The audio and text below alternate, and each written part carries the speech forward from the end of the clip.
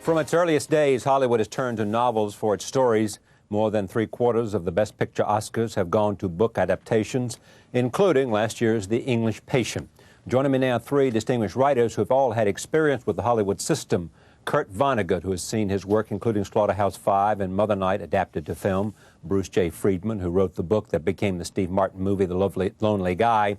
And Dan Wakefield, who after 27 years has finally seen his Going All the Way adapted to film. I am pleased to have all of them here. Now, here's what I want to know at the beginning. A young novelist, somebody who's written a book that's attracted some attention, comes to you and says, Hollywood wants my book. What advice do you give him? Well, you take the money and run. Because this is a capitalist society. In order to stay in business, you need a big whack of money, and that's one way to get it. So sure, take it. And Salinger is famous for saying he would never do business with Hollywood again because, which one was it? My Foolish Heart. It was the story Uncle Wiggily in Connecticut. Yeah. Well, he was so offended that he would have nothing more to do with Hollywood, which is ridiculous. The movie's very separate from what I do. In fact, you guys are both script writers, and I'm not. I beg your pardon. Aren't you? Occasionally, I've been caught doing that. Yeah. What's your advice? But pretty much the same. You know, I keep hearing about people who say that Hollywood really messed up my movie, and I always ask the same question: Did you give the money back? You know?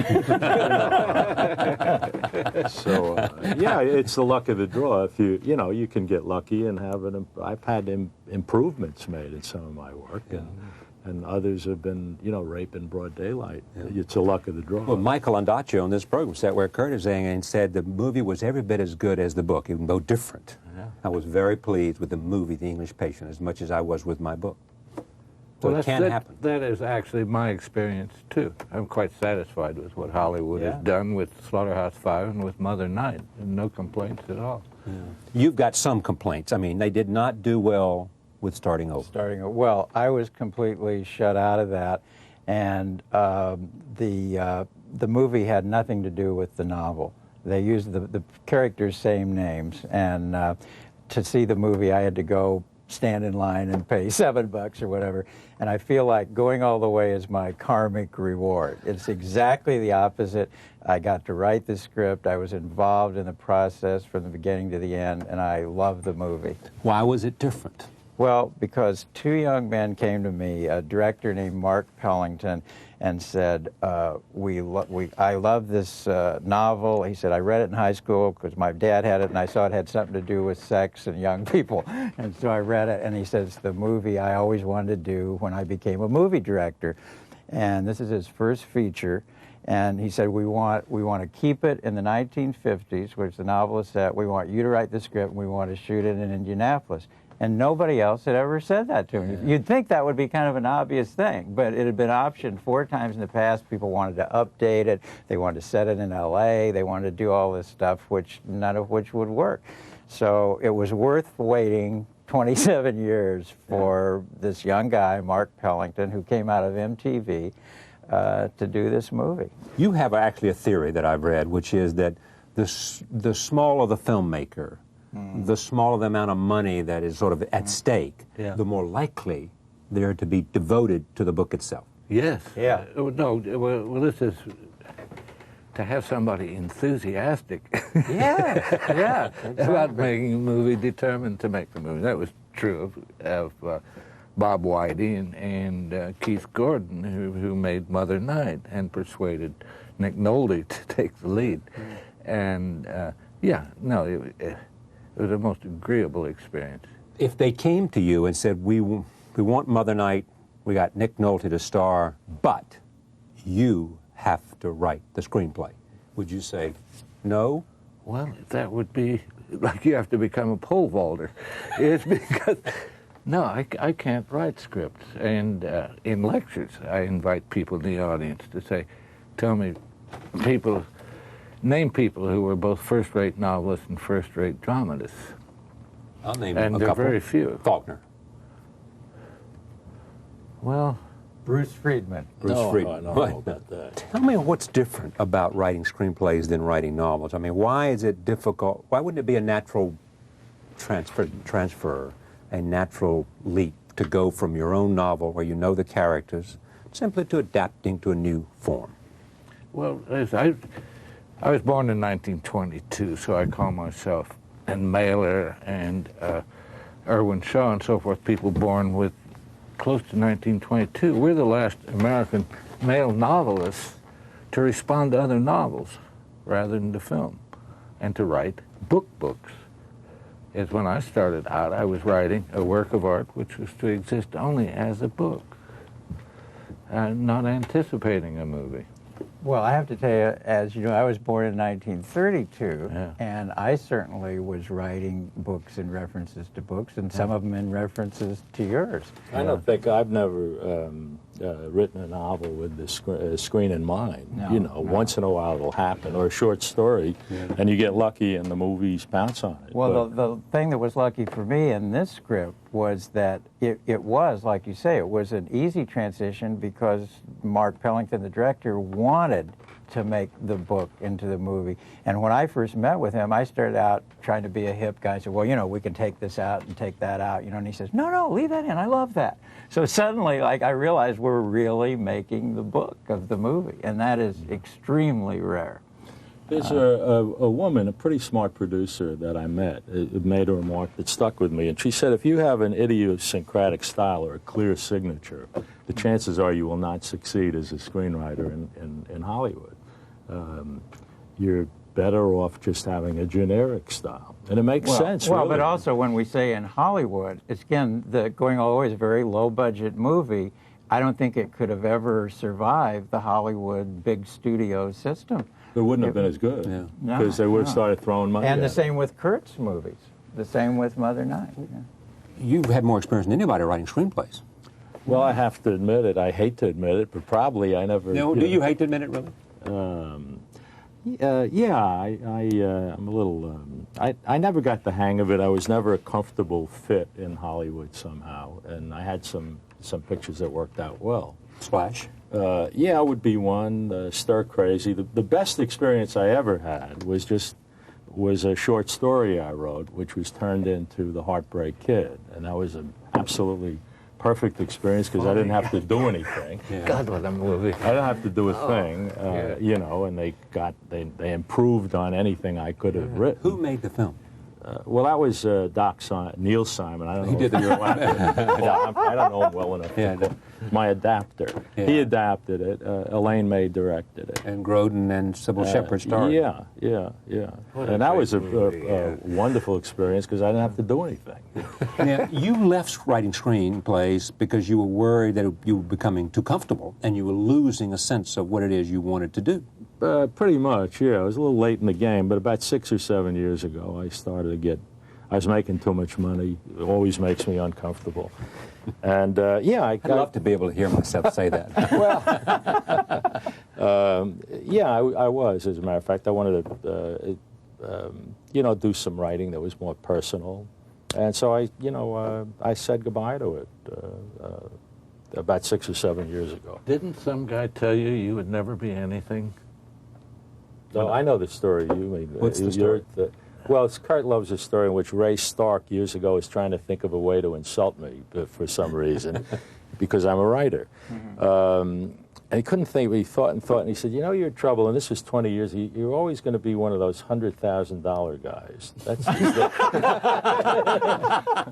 And, you know, I thought of my father bringing us up on $30 a week in a tiny Bronx apartment, and he walked off, you know, as if he, you know... He insulted you with yeah. the most ultimate sort of put down. Here's my story. I'm still trying to get to be one of those $100,000 guys. If you do a low-budget movie, you're not in that range yet. Well, you know, I've got a kid who got $600,000 for a movie idea. They have no sense. Idea.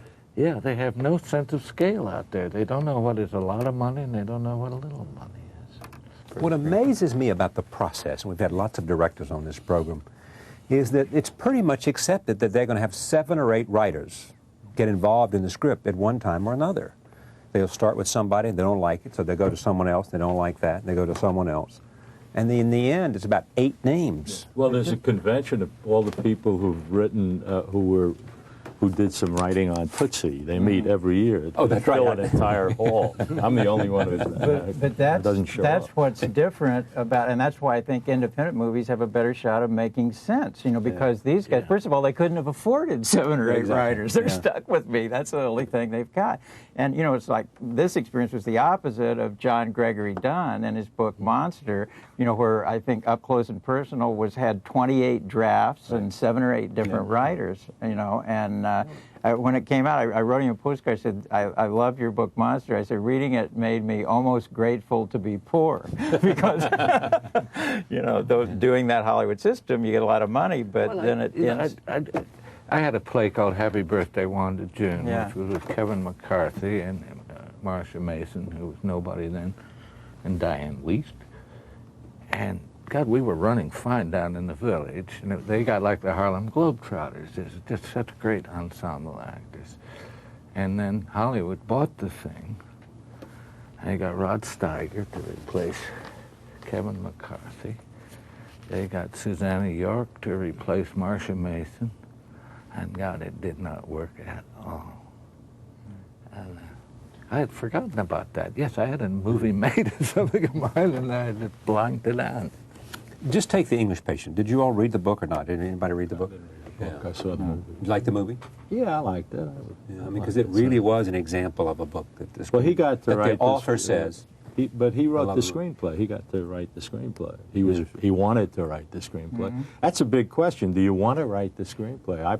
I have no interest. Knowing that it has in- to be different. Pardon? Knowing that it has to be different to some extent, because if this, just simply the number of pages would fill 3 hours Right. of. I mean, Yeah. the painful part of that was cutting out even stuff that we had filmed, which, because the rough cut was 3 hours and 15 minutes, and you got to get under 2 hours, so we had to cut. You were very well served. Oh, yeah. And in spite of that, I think the book is somehow funnier because you don't get there's no way to get that interior process of the guy's mind. It's probably more moving. But on the other hand, I think there are things the people in the movie did which are better than I the agree with novel. that. Yeah. You know, Yeah. there's touches like Rose McGowan, who is the dream girl of the guy who's the nerd, and when she meets him and says, "What's your favorite sport?" He says, "Basketball." She says, "Mine too." And she reaches over and gives him this little touch. You know, just devastating. You think, "Oh my God, the guy's blown away." You know, that wasn't in the book, but her gesture. Right. You know, those little things that actors bring. The to actor's us. craft. You went out to Sundance. You wrote a piece Yes. about this in GQ. Yeah. That was a good experience for you. It turned out to be because our movie was bought. And it's, but I got to tell you, the 2 or 3 days before we knew it was bought, I had my first mail-ox since I lived in Hollywood, literally. You know, it was very tense. And the first night we were screened, there were other parties and goings-on and premieres, and some people left with, "Oh my God, what's going on?" So the great relief, A, was when we were bought by Gramercy, which is one of the top distributors, and B, we had a screening in Salt Lake City, which was called "That's for Real People" rather than Hollywood people, and they laughed and cheered and did all the right stuff, and we were fabulously relieved. Here's a clip from Going All the Way. Take a look at this. It's not just getting laid we want. That's not it. It's something else, right? It's something extra. It's a little something different. Exactly. Well, we like that what we've seen, don't we? Did he study your mannerisms? Well, actually, the 2 actors, Ben Affleck and Jeremy Davies, came out before the shooting. Mark Pelling wanted them to hang out with me and a friend of mine who was like the model of the character Gunner, a guy I went to high school with named Ted Steeg. And the 4 of us hung out, and we told them stories of when we were in high school and took them to the Red Key Tavern and places we'd been to. So they they watched us and got our mannerisms and the whole thing. Yeah. Eerie. Yeah. What do you think would make it hard to write a screenplay? I think if you had to write something, for instance, if they had wanted to make that novel, which is set in 1954, if they said you have to update it to the 90s, that would have really been hard. Because that's not what you know. And I'd have been betraying the story. You know, I think it would be hard if you had to write something to order that you didn't believe in, that you felt was just some hokum that somebody had told you to do, and you didn't have your heart in it. But there are people who can do this. Oh, yeah, sure. A producer comes to you and has a dream and says, here's my dream, and you fill in the blanks. It's impossible.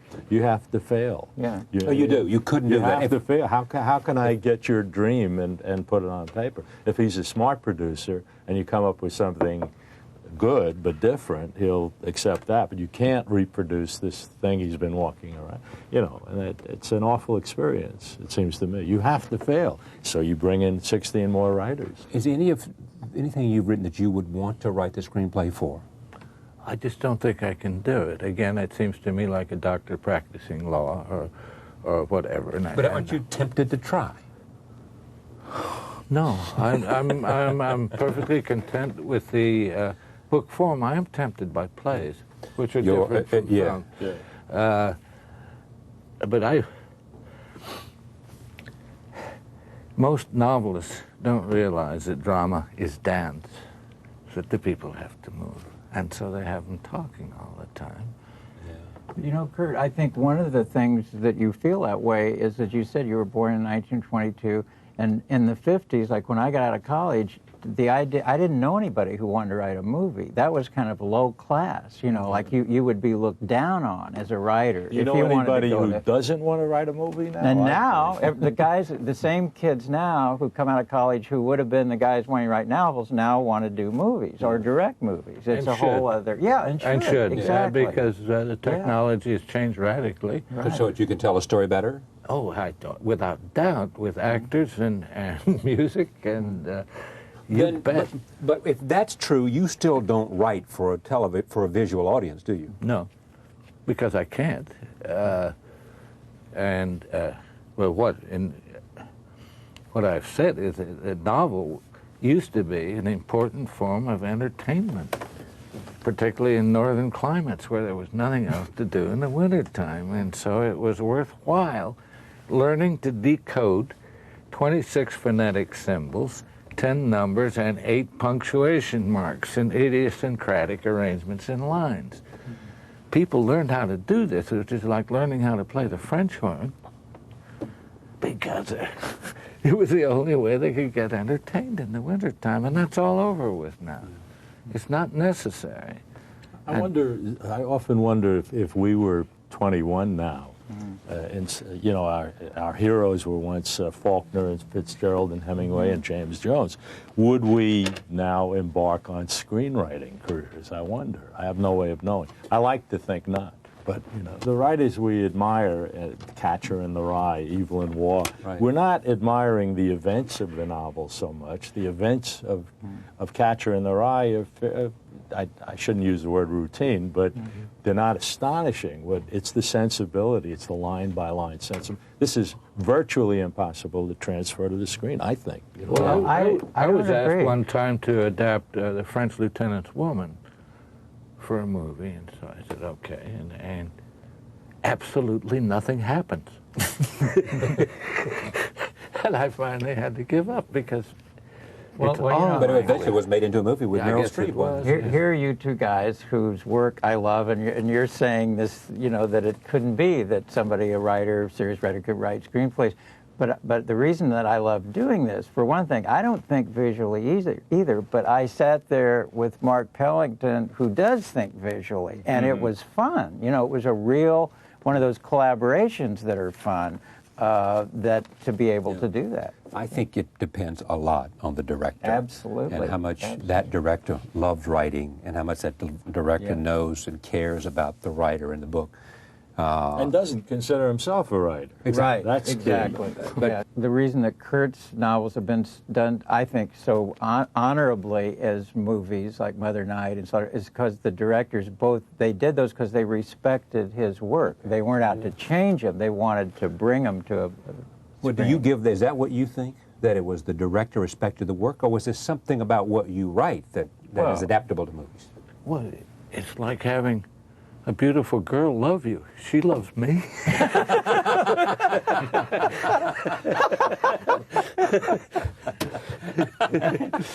And there are people who love you. really love the book. All right. Thank you all. The pleasure to you all. Thank you. We'll be right back. Stay with us.